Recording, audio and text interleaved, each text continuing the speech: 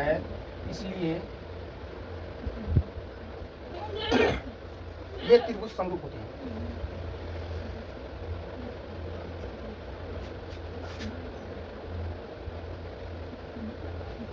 समरूप होते हैं। यदि दो त्रिभुज की संगत कोण बराबर हो तो उनकी संगत भुजाएं एक ही अनुपात में समानुपाती है, इसलिए ये त्रिभुज समरूप होते हैं।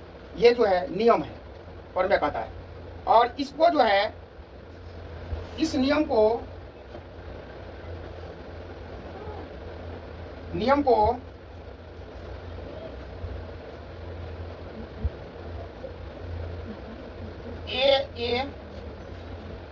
ए का नियम कहा जाता है।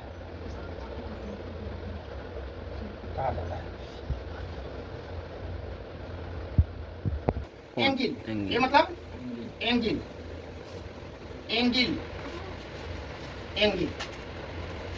यानी कि किसी त्रिभुज का तीनों कोण, किसी दो त्रिभुज का होता है, तो वो त्रिभुज क्या होता है? समानुपाती नहीं, समान होता है। भुजा समानुपाती होता है, लेकिन कोण क्या होता है? समान होता है।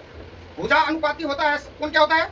समान होता है। यदि दो त्रिभुज की संगत कोण बराबर हो तो उनकी संगत भुजाएं की अनुपात, भुजाएं एक ही अनुपात यानी समानुपाती, या तो उसको एक ही अनुपात कर सकता है या तो समानुपाती कर सकता है, होती है। इसलिए ये त्रिभुज समरूप होते हैं। दो त्रिभुज हम बना लेते हैं, एक बनाते हैं ABC और दूसरा PQR बनाते हैं।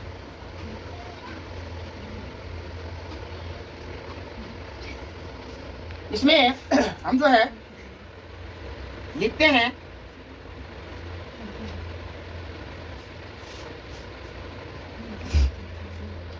ABCPQR।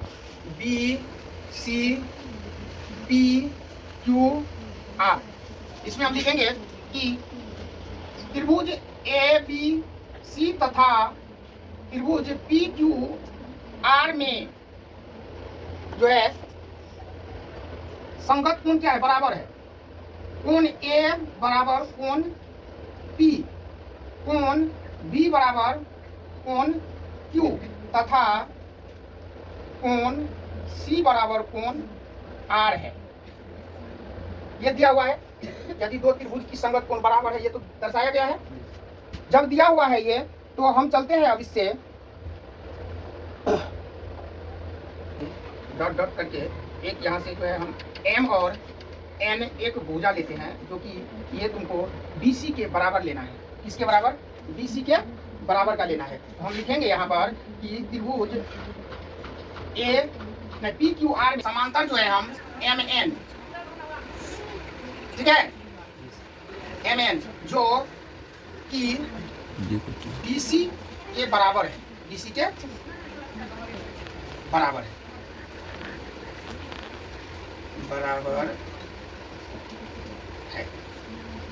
और ये जो MN लिए हैं हम, ये किसके बराबर है?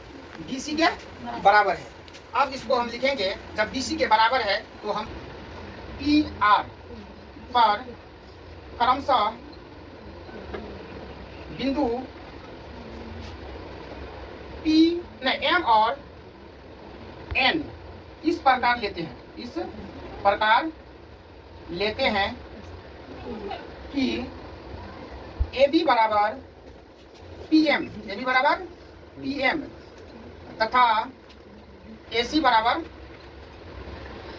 PN लिए। यानी कि कहने का मतलब है कि ये जो हम लिखे हैं, तो ये जो है ये दोनों के समानांतर जो है, इसके मतलब जितना सेंटीमीटर का AB था उतना सेंटीमीटर का PM लिए, और जितना सेंटीमीटर का AC था उतना सेंटीमीटर का PN लिए। अब हो गया तुमको, अब त्रिभुज ABC सर्वांशम त्रिभुज PMN, ये दोनों त्रिभुज क्या हो गया? तुमको सर्वांशम हो गया है। किससे? तो S से, यानी कि भुजा से। समझ रहा है? क्योंकि इसका ये दोनों भुजा जब बराबर लिए हैं, तो ये तीसरा भुजा भी क्या होगा? बराबर ही होगा। अब जो है हम करते हैं फिर कोण A बराबर कोण P बराबर कोण E नहीं,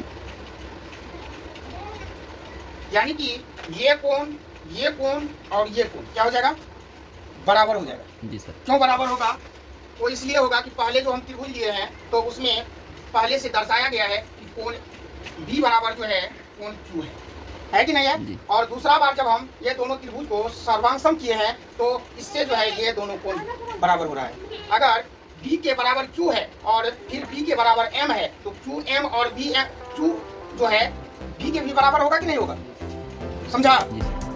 अब जो है लिखना है हमको, इसलिए अब कोण ए के यहाँ ए तो नहीं देना था हमको, बी देना था।